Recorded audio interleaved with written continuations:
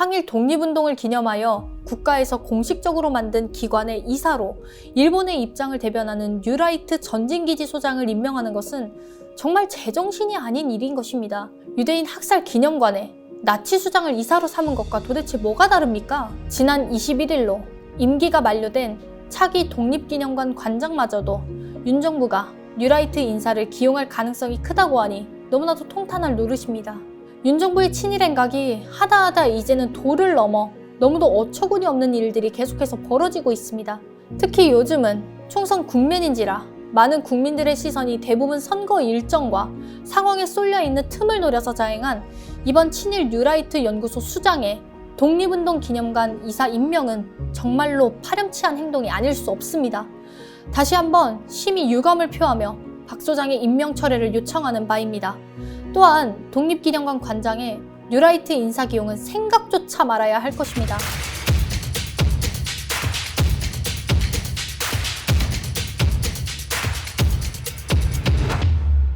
지난 20일 국가보훈부 산하 독립기념관의 신임이사로 낙성대 경제연구소 박이택 소장이 임명되었습니다. 도저히 있을 수 없는 일이 벌어져 버린 것입니다. 박 소장이 책임자를 맡고 있는 낙성대 경제연구소는 1987년 안병직 서울대 교수와 이대근 성균관대 교수를 주축으로 설립된 사설 연구기관으로 뉴라이트 세력의 이론적 전진기지 역할을 해왔습니다. 특히 2019년 출간돼 큰 물의를 일으켰던 책 반일 종족주의의 대표 저자인 이영훈 전 서울대 교수와 공동 저자인 김낙년 동국대 교수, 이우연 연구위원, 정한기 연구위원, 주익종, 이승만 학당 이사 등이 이 연구소 소속이었습니다. 그중 이영훈, 이우연, 정한기 3인은 지금도 낙성대 경제연구소 이사장과 연구위원으로 활동하고 있습니다. 항일 독립운동을 기념하여 국가에서 공식적으로 만든 기관의 이사로 일본의 입장을 대변하는 뉴라이트 전진기지 소장을 임명하는 것은 정말 제정신이 아닌 일인 것입니다. 유대인 학살 기념관에 나치 수장을 이사로 삼은 것과 도대체 뭐가 다릅니까? 뻔뻔하게도 박이택 이사는 국가보훈부를 통해 저는 일제 식민지 근대화론 옹호나 위안부 강제성 부정, 독도를 한국 영토로 볼 증거가 충분치 않다는 등 반일 종족주의 저술에 관여하거나 참여한 바가 없습니다라고 입장을 밝혔습니다. 또한 저는 한국인들이 피지배 민족이라는 상황 속에서도 정치적, 산업적 계몽을 이루고 독립국가를 수립하고 선진국의 일원으로 발돋움하는 역사적 과정을 경제사가로서 연구해왔다며 한국의 이와 같은 성취는 독립에 대한 의지와 정신을 함양하여 왔던 독립 열사들의 숭고한 희생이 없었으면 가능하지 않았다고 생각한다는 말까지 더했습니다. 참으로 인면수심하고 후한무치한 발언이 아닐 수 없습니다. 박 이사가 겉보기에는 반일 종족주의 공동저자 6명에 포함되어 있지는 않지만 앞서 말씀드렸듯이 이들 저자 중 무려 5명이 박 이사가 소장을 맡고 있는 바로 그 낙성대 경제연구소에 몸담은 인물들이었기 때문입니다. 특히 반일 종족주의의 공동저자인 정한기 낙성대 경제연구소 연구위원은 지난 1월 26일 정규재 전 한국경제논설위원회 유튜브 채널에 출연해 김구는 대한민국 국민이 되어본 적이 없는 인간이라며 50총선 자체라고 하는 것이 대한민국 건국을 위한 국민의 의무와 권리를 행사하는 것인데 그걸 그 사람은 보이콧하지 않았나. 그렇기 때문에 그 사람은 한 번도 대한민국 국민이 되어본 적이 없는 사람이라고 주장했습니다. 이어 정 연구위원은 그런데 우리 한국 사람들은 그 사람이 대한민국을 세운 것처럼 해가면서 대한민국 국부가 되어야 한다는 터무니없는 얘기를 하고 있는 것 아니냐라고 했습니다. 지금 누가 누구에게 터무니없는 이야기를 한다고 하는 것입니까?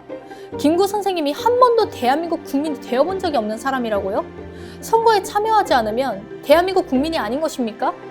더군다나 50총선이 재헌의회를 구성하는 선거인 동시에 최초의 보통선거이긴 하지만 국민의 주권 행사라는 입장에서는 그저 반쪽짜리 선거에 불과했습니다. 1948년도는 분단되기 이전으로 1945년 해방 이후 분단선을 없애려던 각고의 노력을 물거품으로 만든 채로 남한에서만 진행됐을 뿐이며 오히려 분단을 가속했던 측면이 있었기 때문입니다. 1947년 5월 2차 미소 공동위원회가 결렬되자 미국은 한반도 문제를 유엔으로 넘겼습니다. 이어 소련의 반대에도 불구하고 1947년 11월 14일 제2차 유엔 총회에서 유엔이 파견한 위원단의 감시 아래 한반도 전역에 걸친 총선거를 실시하여 국가를 구성한다는 결의안이 채택됐습니다. 미국은 소련이 총선거를 거부한다면 유엔 임시 한국위원단의 자유재량권으로 남한 단독 선거를 추진한다는 생각이었습니다. 1948년 1월 9개국으로 구성된 유엔 위원단이 서울에 도착했지만 소련은 이들의 입국을 거부했습니다. 유엔 위원단은 소위 경찰국가 형태로 유지되는 남한에서 자유선거가 불가능하다고 판단했지만 미 군정의 입김으로 2월 26일 유엔 소총회에서 결국 남한만의 단독 선거가 결정됐습니다. 하지만 미 군정과 이승만, 한민당을 제외한 남한 모든 주요 정치 세력이 단독 선거를 반대하는 상황이었습니다. 그럼에도 밀어붙이기식으로 진행한 남한 단독 선거는 남한 전역에 치명적인 상처를 남겼습니다. 당시 경찰과 이승만을 비롯한 우익 세력은 쌀 배급과 선거인 등록을 연계시키는 방법으로 강압적인 유권자 등록에 나섰습니다.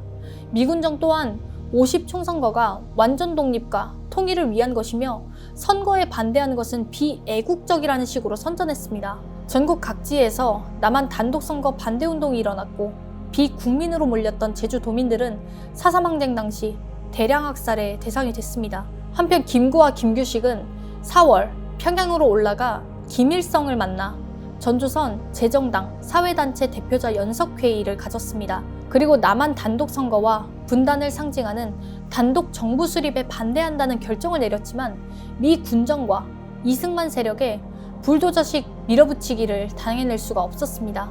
결국 공식적으로 분단국임을 천명하듯 남한이 1948년도에 단독 정부를 먼저 수립했고 북한도 이어서 김일성 정권을 따로 세웠던 것입니다. 일제강점기 임시정부를 세우고 끈질기게 독립운동을 전개해왔던 김구 선생의 행보와 미국에서 호화스러운 사치 생활을 했고 독립자금을 유용했으며 심지어 임시정부에서 탄핵까지 당했었던 이승만의 행보를 되짚어볼 때 과연 분단을 자초한 이승만을 두둔하는 정한기 같은 사람들이 모인 연구소의 소장이 독립기념관 이사가 되는 게 합당한 일입니까?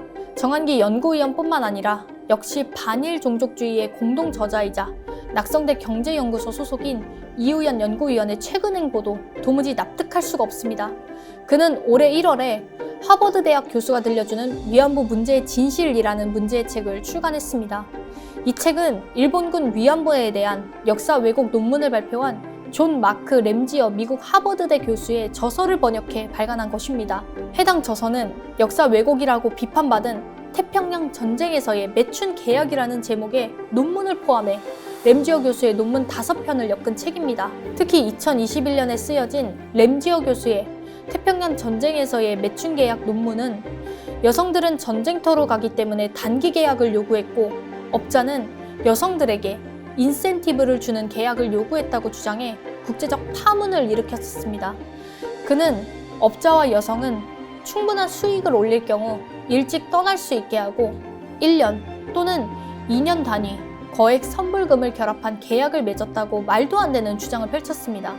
그래서 램지어 교수와 같은 하버드대에서 한국사를 가르치는 카터 에커티 교수는 그의 논문에 대해 경험적, 역사적, 도덕적으로 비참할 정도로 결함이 있다면서 논문 게재를 철회해야 한다며 비판했습니다. 일본사 전공의 글로벌 역사학자 5명 또한 램지어 교수 논문의 4배가 넘는 검증 보고서를 통해 학문적 위반 행위가 이 정도 수준이나 되는 글은 독립평가를 통과하거나 학술지에 게재되면 안 된다고 생각한다고 밝혔습니다. 게다가 이런 어이없는 책을 이우연 연구위원이 1월에 출판하자 역시나 위안부와 관련해 매춘의 일종이라고 대학 강단에서 망언한 류석춘 전 연세대 교수가 법정에 출석하면서 보란듯이 손에 들고 들어갔습니다. 그런데 허위사실 적시에 의한 명예훼손 혐의로 기소된 류 교수에 대해서도 법원이 1월 24일에 무죄를 선고했습니다. 재판부는 개개인을 특정한 것이 아니라 조선인 일본군 위안부 전체에 관한 일반적 추상적 표현에 해당한다며 대학 강의의 일환으로 이뤄진 토론회 과정에서 개인적으로 밝힌 견해나 평가로 볼 여지가 있다고 밝혔습니다.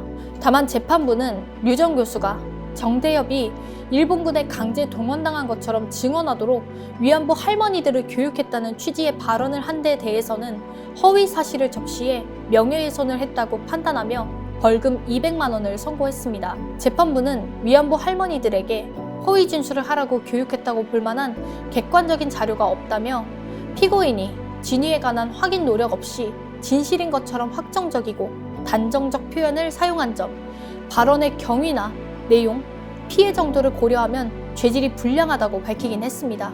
어쩌다가 이렇게 뉴라이트 사관을 가진 자들이 승승장구하게 됐는지 정말 답답한 노릇이 아닐 수 없습니다. 윤 정부는 정말 보란듯이 이런 인물들을 기용했습니다.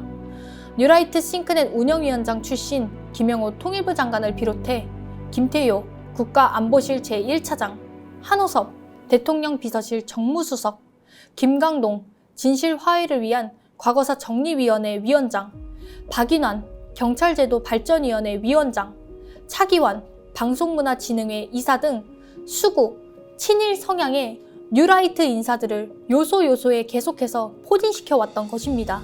그런데 하다하다 이제는 항일 정신을 기리는 독립기념관에 친일 뉴라이트 연구자들이 모인 연구소 소장이 이사를 하는 결코 있을 수 없고 있어서도 안 되는 일까지 벌어진 것입니다. 이에 독립기념관의 전현직 이사들은 낙성대 경제연구소의 일제는 조선을 수탈하지 않았다. 강제징용은 없었다. 일본군 위안부들은 성노예가 아니었다. 독도가 우리 땅이라는 근거는 없다라고 한 주장은 독립기념관의 목적과 상반되는 활동이며 독립운동가들의 희생과 헌신을 무시하는 행위라고 규탄했습니다. 더불어민주당 박성준 대변인도 낙성대 연구소 출신 저자들은 책을 통해 독도를 한국 영토라고 볼 학술적 근거가 충분치 않다는 주장까지 하고 대한민국 헌법과 역사, 국가 정체성을 근본적으로 부정했다. 이런 집단을 이끄는 사람을 독립기념관 이사로 임명하다니 윤석열 정부는 대한민국 정부이기를 부정하려고 하느냐고 개탄했습니다. 이렇게 안팎으로 들끓는 상황이 되자 독립기념관은 지난 22일 신임 이사들이 참여한 가운데 이사회를 개최하려고 했으나 광복회 등 기존 이사진이 반발하면서 개최가 무산됐습니다. 이종찬 광복회장 등은 회의에 앞서 신상 발언을 통해 박 소장의 이사 임명을 반대하고 임명권자인 국가보훈부 장관에게 이런 입장을 보고한 뒤 추후 이사회를 다시 여는 방안을 검토해달라고 요구했습니다. 그럼에도 박 소장은 이사회의 무산 이후 기자들과 만난 자리에서 이사직을 사임할 의사가 없느냐는 질문을 받자 자발적으로 사임할 생각은 없다고 말했습니다.